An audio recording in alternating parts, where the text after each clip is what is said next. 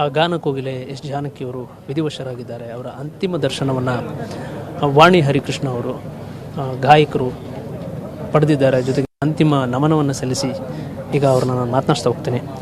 Madam, ನಿಮ್ಮ ಅವರ ಒಡನಾಟ ಯಾಕೆ ಅಂತ ಹೇಳಿದರೆ, ನಿಮ್ಮ ತಾತ ಅವರು ಹೆಸರಾಂತ ಸಂಗೀತ ನಿರ್ದೇಶಕರು. ಹಾಗಾಗಿ ಎಸ್ ಜಾನಕಿಯವರ ಜೊತೆಗೆ ನಿಮ್ಮ ಒಡನಾಟ ಹೆಚ್ಚಿನದಾಗಿರುತ್ತೆ, ಹಲವು ನೆನಪುಗಳಿರ್ತವೆ. ಈ ಸಂದರ್ಭದಲ್ಲಿ ನೆನಪಿಸ್ಕೊಳ್ಳಿ.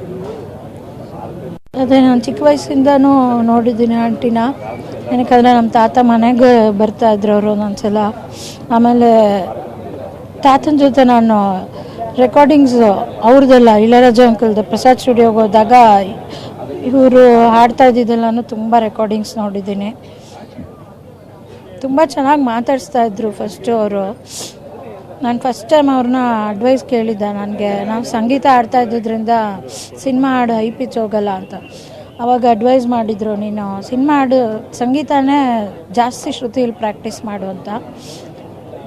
ನಾನು ಇಷ್ಟ ಆದರೂ ಕೆಲವು ಹಾಡುಗಳನ್ನ ಹಾಡಿರೋದು ಜನಗಳಿಗೆ ಇಷ್ಟ ಆಗಿದೆ, ನಂಗೆ ಬಂದಿದೆ ಅಂದರೆ ಅದು ಅವರೇ ಕಾರಣ. ಏನಕ್ಕಂದರೆ ನಂಗೆ ಚಿಕ್ಕ ವಯಸ್ಸಿಂದ ನನಗೆ ನಮ್ಮ ತಾಯಿ ನಂಗೆ ಮನೇಲಿ ಸಂಗೀತ ಹೇಳ್ಕೊಡ್ತಾಯಿದ್ರು. ಅಮ್ಮನೂ ಜಾನಕಿ ಆಂಟಿದು ಚಿಕ್ಕವಳಿದ್ದಾಗಲೇ ಜಯಗೌರಿ ನಂಬಿದ ನಿನ್ನ ಅಂತ ಕೊಡ್ತಾಯಿದ್ರು. ಇವರು ನನಗೆ ಅಮ್ಮನ ಥರನೇ, ನಂಗೆ ದೇವ್ರ ಥರ.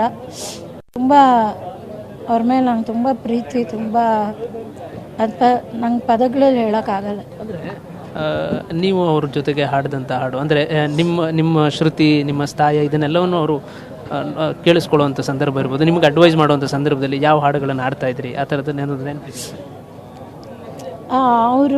ಅವರೇ ಕಂಪೋಸ್ ಮಾಡಿರೋದು ಕೃಷ್ಣಂದೆಲ್ಲ ನಂಗೆ ಹಾಡು ತೋರಿಸಿದ್ರು. ಅವ್ರಿಗೆ ಕೃಷ್ಣ ಅಂದರೆ ಇಷ್ಟ ತುಂಬ.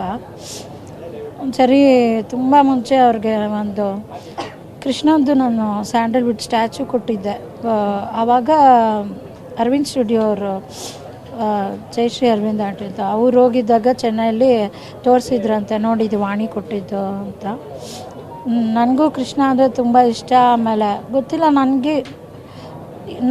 ನನಗೆ ಅವರಂದರೆ ಒಂದೊಂದು ಇಬ್ಬರು ಸೇಮ್ ಗುಣ ನನಗಿಷ್ಟ. ಅವರಂದರೆ ಒಂದೊಂದೀಗ ಹೂಗಳಂದರೆ ನಂಗೆ ತುಂಬ ಇಷ್ಟ.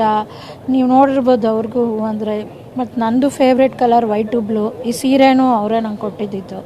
ನಾನೇ ಕೇಳಿದ್ದೆ, ನೀವು ಉಟ್ಕೊಂಡ್ರೆ ಸೀರೆ ಒಂದು ಕೊಡಿ ಅಂತ. ಆವಾಗ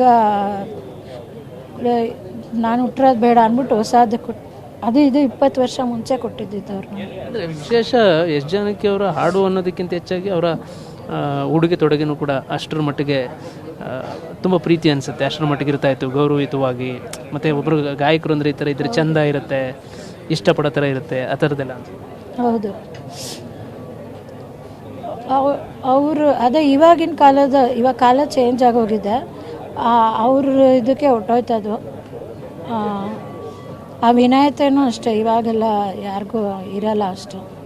ಅಂದರೆ ವಿಶೇಷ ಮೇಡಮ್, ಬೇರೆ ರಾಜ್ಯದಲ್ಲಿ ಅವರು ಹುಟ್ಟಿದ್ದಾರೆ ಅನ್ನೋದು ಒಂದು ಕಡೆ ಆದರೆ, ಮತ್ತೊಂದು ಕಡೆ ನೆಲದ ನಂಟು ಬರೋದು ಭಾಳ ಕಷ್ಟ. ಅಂದರೆ ಸಂಗೀತದ ನಂಟಿರುತ್ತೆ, ಭಾಷೆ ನಂಟಿರುತ್ತೆ, ಎಲ್ಲವೂ ಇರುತ್ತೆ. ಆದರೆ ನೆಲದ ನಂಟು ಅಂದರೆ ನಮ್ಮ ಕನ್ನಡದಲ್ಲೇ ಇರಬೇಕು, ಅದರಲ್ಲೂ ಮೈಸೂರಿನಲ್ಲಿ ಇರಬೇಕು, ಈ ಥರದೊಂದು ಆಸೆ ಇರುತ್ತೆ ಅವ್ರದ್ದು. ಅದು ನಮ್ಮ ಪುಣ್ಯ. ಅವ್ರು ಆಂಧ್ರದವ್ರಾಗಿನೂ ಅವ್ರಿಗೆ ಇಲ್ಲಿ ಇಷ್ಟ ಆಗಿ ನಮ್ಮ ಪುಣ್ಯ ಅದು. ಇವತ್ತಿನ ಯುವಕರುಗಳಿರ್ತಾರೆ, ಅಂದರೆ ಯುವ ಗಾಯಕರುಗಳಿರ್ತಾರೆ, ನಿಮಗೆ ಇವರು ಸ್ಫೂರ್ತಿಯಾಗಿದ್ದರು, ಈ ಥರದ್ದೆಲ್ಲ? ಯುವ ಗಾಯಕರು ಹಂಬಲ್ನೆಸ್ ಅವರಿಂದ ಕಲಿಬೇಕು. ಇವಾಗೆಲ್ಲ ಸ್ವಲ್ಪ ಬಂದ್ರೇ ತುಂಬ ಚೇಂಜ್ ಆಗಿಬಿಡ್ತಾರೆ.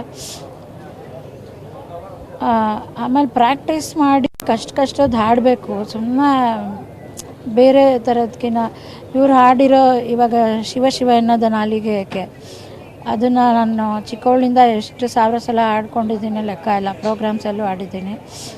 ಆ ಥರ ಅವರು ಹಾಡು ಒಂದೊಂದು ಹಾಡು ಕಲ್ತರು ನಮಗೆ ಎಲ್ಲ ಸಿಂಗರ್ಸ್ಗೂ ಅವರ ಎಕ್ಸ್ಪ್ರೆಷನ್ಸು, ಒಂದೊಂದು ಆಲಾಪು ಅವ್ರು ಹಾಡಿರೋದು, ಅದೇ ಒಂದೊಂದು ದೊಡ್ಡ ಪಾಠ ನಮಗೆ.